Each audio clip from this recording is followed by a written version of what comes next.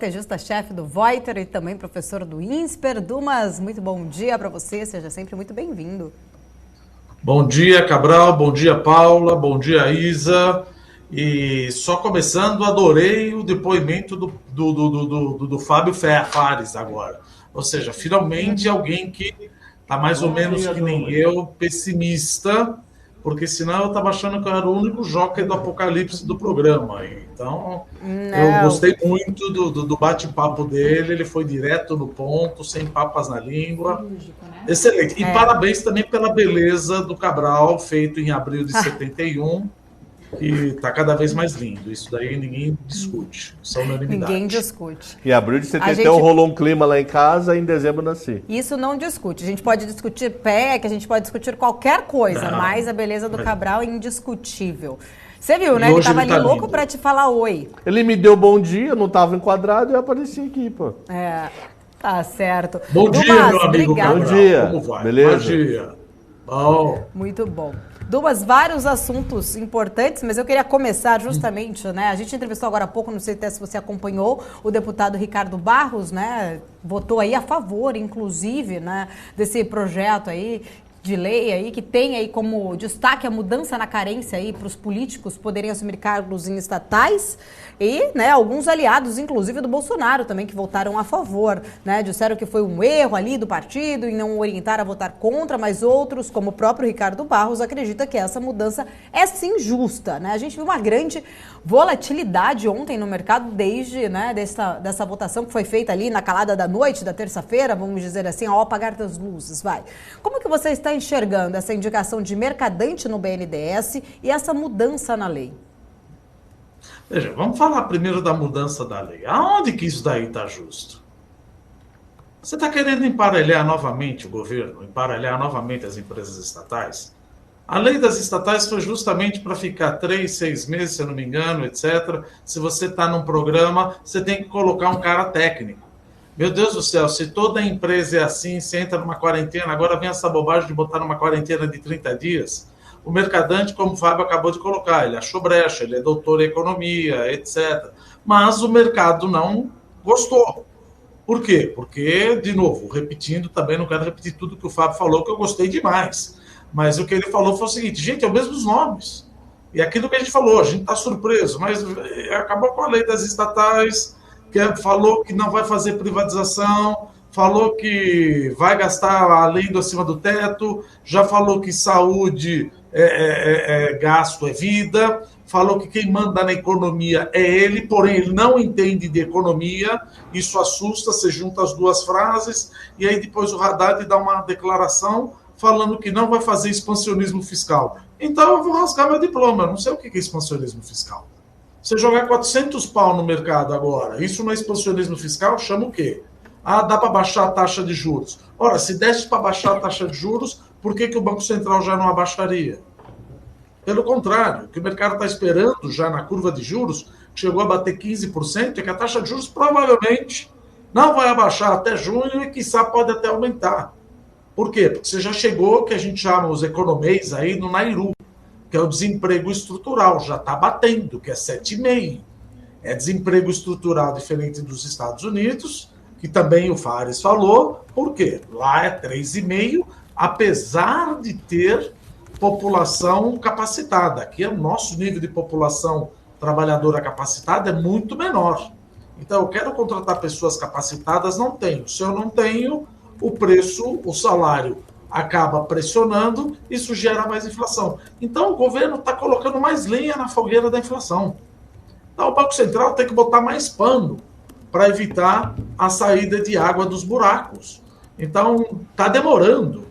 Eu acho que já está demorando, apesar de foi uma semana já, que as taxas de juros do relatório Focus começaram a aumentar. Elas não aumentaram, e muitas vezes o pessoal faz a pergunta para mim, na minha opinião, é porque não sabia que PEC sairia. Já está sendo formada a PEC. Ela não está muito desidratada. A única desidratação aqui foi de 4 para 2 anos. São 400 bi na veia. Você está falando mal do Lula? Não, estou falando mal também do Bolsonaro. Quando ele fez isso, o câmbio foi para 5,70. Então não adianta, nós demos 11 calotes da dívida pública. Inflação de 12 trilhões percentuais. O brasileiro é alcoólatra. Não dá para ficar brincando com essas coisas. A gente vive falando sempre isso, que social, isso já virou... É uma preguiça intelectual, Paula. Já parece que quem não entendeu não vai entender mais. É que nem você discutir religião. Eu acredito, apesar de nunca ter visto Deus. Bom, eu acredito em Deus. Eu não posso girar para você e falar, ele não existe, ou ele existe. Eu acredito, mas eu juro para você que eu nunca ouvi. Então aí virou uma religião, não dá para... O debate está cada vez mais raso, está cada vez mais raivoso, não tem mais respeito. Não estou querendo dizer de respeito dos haters, não é isso. Mas o respeito intelectual. Tipo, às vezes você ouve alguém falando, você fala, você já se ouviu falando? A gente fala, grava o que você falou e ouça novamente o que você falou. Olha a bobagem que saiu. Que gastar mais não tem problema. Que a teoria monetária moderna não tem problema. Que eu estou gastando na minha moeda. Meu Deus, a Argentina está fazendo isso. Eu aprendi, já não dá para fazer isso. Se faz isso, a curva de juros estipa. Se faz isso, gera inflação. Ah, mas os Estados Unidos, sério mesmo que você quer me comparar com os Estados Unidos? Você quer me comparar com os Estados Unidos, que nunca deu calote da dívida pública, eu dei calote da dívida pública, emiti moeda para Dedéu na década de 80, 90, que eu estava no mercado, que a inflação era 3% ao dia, que ninguém acredita, muitos alunos nossos, né, Cabral, não acreditam que a inflação, eu pergunto para os alunos, quanto foi a inflação de 1980 a 94? E eles são fofos, eles falam 150, 300... 1.000, fala, não, 12 trilhões. 12 trilhões percentuais. E aí você põe as mesmas pessoas que pensam da mesma maneira errada da década de 80. Então eu tenho medo que daqui a pouco comece a pensar que você está tendo memes aí, vão querer derrubar a independência do Banco Central. E aí eu fico pensando o seguinte, quando o governo fala derrubar a independência do Banco Central, para que derrubar a independência do Banco Central? Primeiro, tecnicamente, o Banco Central não é independente, ele é autônomo. Independente seria se ele determinasse a meta da inflação. Quem determina a meta da inflação é o Conselho Monetário Nacional, que é o ministro da Economia e o secretário adjunto e o presidente do Banco Central. Então, se vocês não estão contentes com a taxa de juros, se ela está muito alta draconianamente, ora, joga a meta da inflação para 14. Mas o que acontece? Coloca uma meta de inflação de 3,5%, 3,25%, se der errado, a culpa não é do governo, a culpa é do Banco Central. Viramos um Pombini, um very, como é que se diz? Não bullish, em vez de hawkish, bem do outro lado. Dovish. Você acaba ficando velho e esquece as palavras. Então, fica nessas coisas aí. Então, eu concordo que, de novo, eu uso aquela frase, a surpresa agora já está me surpreendendo, Paulo. Porque esse negócio de paz e amor, ele está mais ou menos raivoso, voltando, suscita eventualmente a possibilidade de um Dilma 2, de um Dilma 3. Vou gastar, não vou privatizar, 3, não tem lei da estatal, e fica aquela coisa, vou fazer PAC, vou gastar mesmo, porque a forma é importante. Ah, vá, não me diga que a forma é importante. Mas aquilo que a gente fala, de quase 5 trilhões de reais não dá para cortar nada. Você tem que gastar mais 800 pau, é isso que você quer. Não, mas não dá para cortar nada. É sempre PEC para mais gasto, para mais gasto. E você fala que você é contra, te chamam de 7 peles, te chamam do Exu do Lodo. Falam que você não tem coração. Ah, os liberais não têm coração. Cara, corta do outro lado. O teto de gasto não está falando para tirar do mais pobre. Está falando para cortar, para não gastar. Não, vamos ter um novo arcabouço fiscal. Ótimo, rápido. Qual é o arcabouço fiscal? É uma meta de bandas de dívida PIB? Se eu crescer demais, a minha dívida PIB que eu posso chegar é menor. Se eu crescer de menos, minha dívida PIB é maior. Coloque rápido um arcabouço fiscal e a respeite, porque senão fica complicado. Que eu falei, eu já vi governos, início de governo em crise, mas início de pré-governo já em crise, eu nunca vi. O câmbio é cada coisa que acaba assustando. E ainda vem, né, Cabral? Essa história, já puxando o gancho aí, da moeda única. Que Porra, nem fala, maluco. Nossa, meu Deus. Dói. Que Dói só ideia de pensar. exótica. Que ideia exótica. Paulo Guedes chegou a ter uma ideia também, mas não jogou pra frente. Eles voltaram com a ideia. Não, eu acho que algum santinho falou para ele, Paulo, para que... Gente, quem acompanha a história, que nem a gente, o Cabral, etc., que a gente acaba estudando várias vezes, nós estudamos a zona do euro. A zona do euro começou a ser formada no discurso do Winston Churchill em 1946 na Universidade de Zurique. A Comunidade Econômica Europeia surgiu em 1957 com o Tratado de Roma.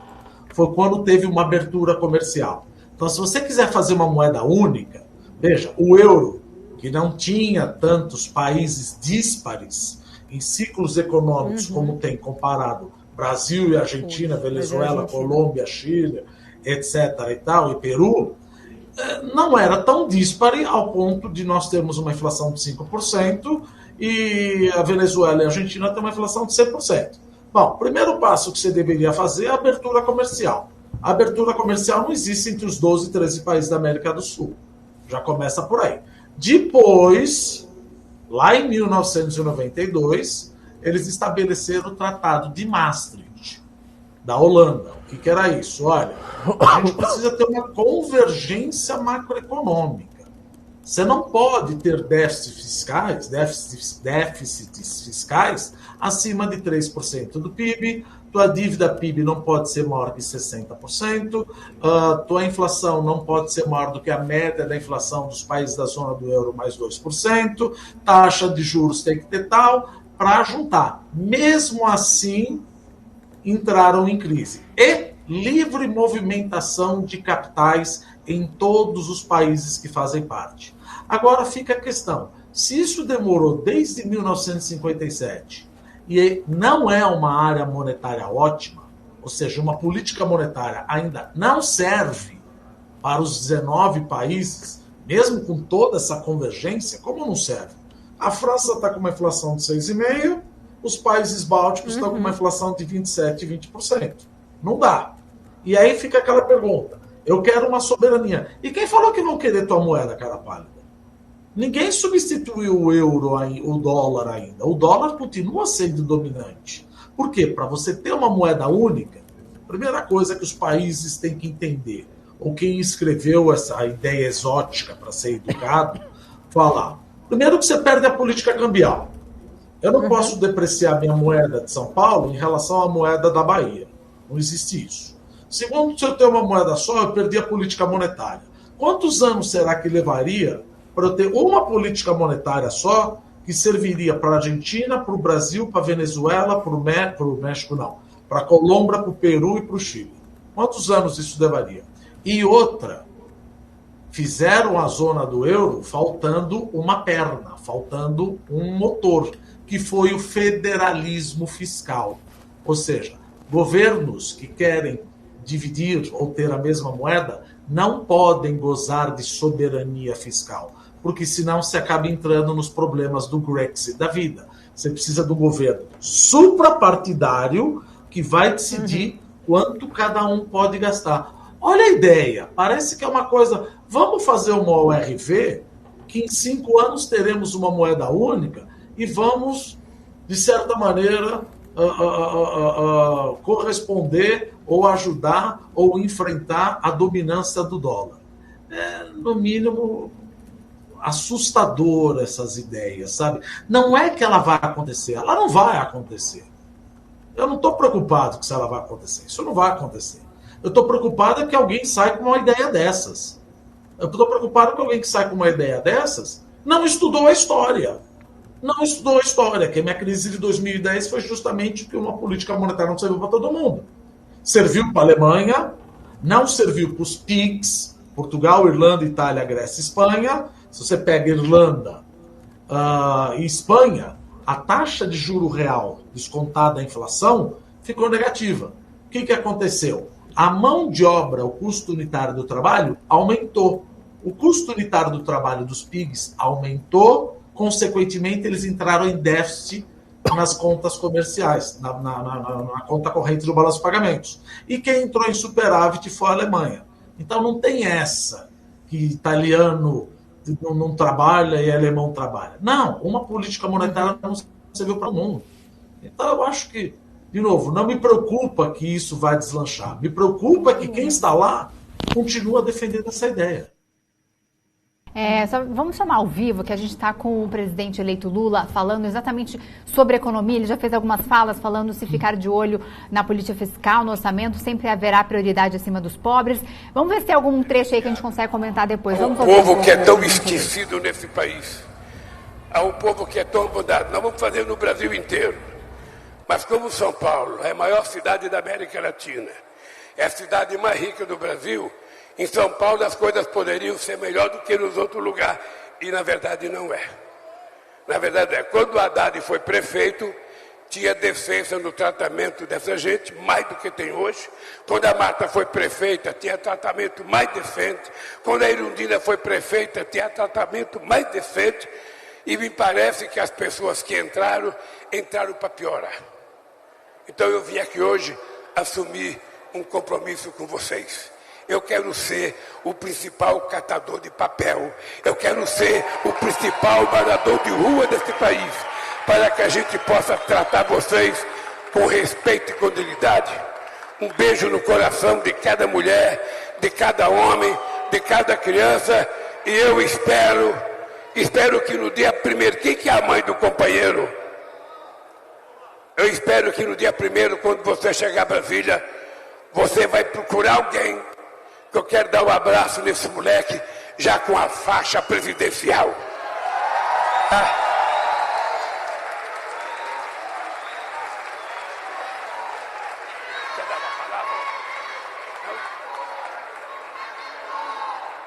Participa do Natal dos Catadores em São Paulo, promovido pela ANCAT, Associação Nacional dos Catadores, há 19 anos, desde 2003, no primeiro ano do seu mandato, ele também teve essa tradição de participar desse tipo de evento, Natal dos Catadores, no final de ano.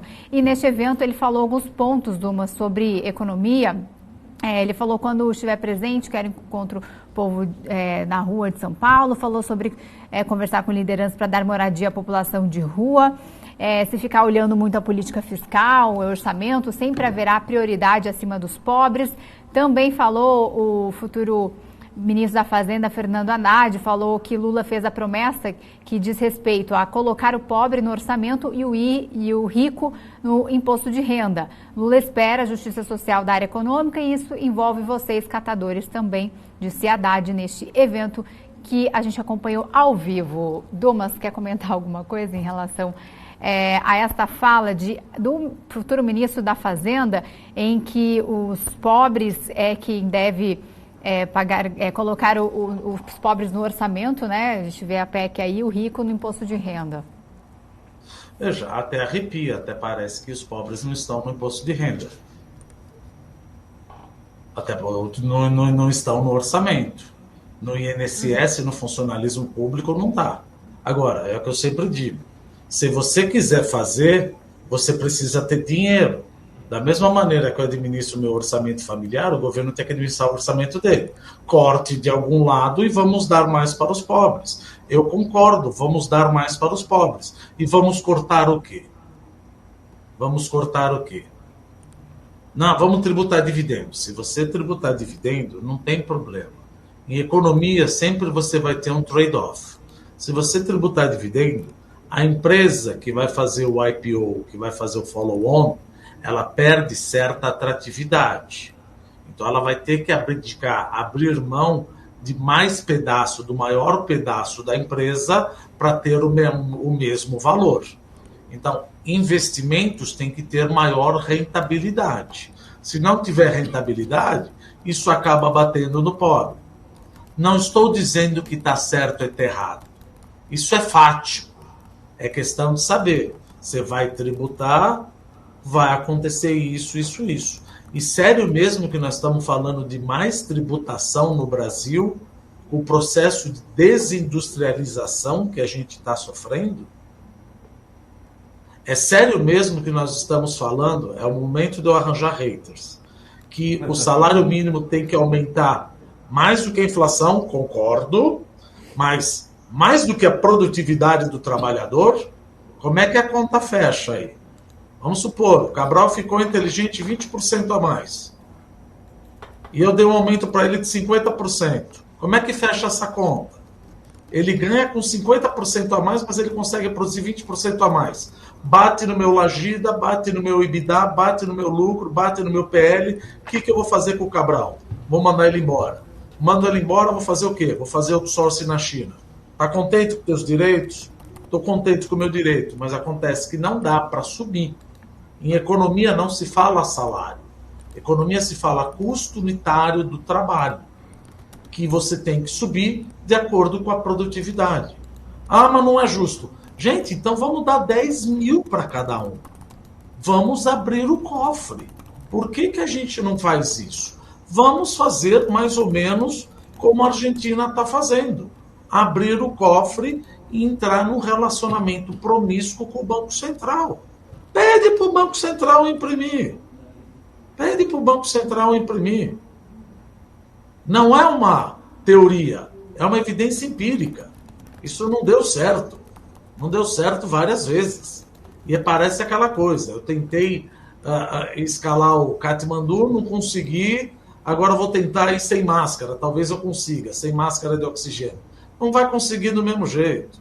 Então, eu não levo muito em consideração esses discursos, porque aí está muito mais no sentido de querer levantar um busto em praça pública do que falar política econômica. Quero os catadores. Não, a gente não quer, a gente tem o coração ruim. Todo mundo quer. Todo mundo quer. E outra, quem disse que nós somos ricos também? É aquela coisa, quando você fecha alguém no trânsito, fala, eu estou trabalhando. Você fala, eu estou fazendo o quê? Estou passeando.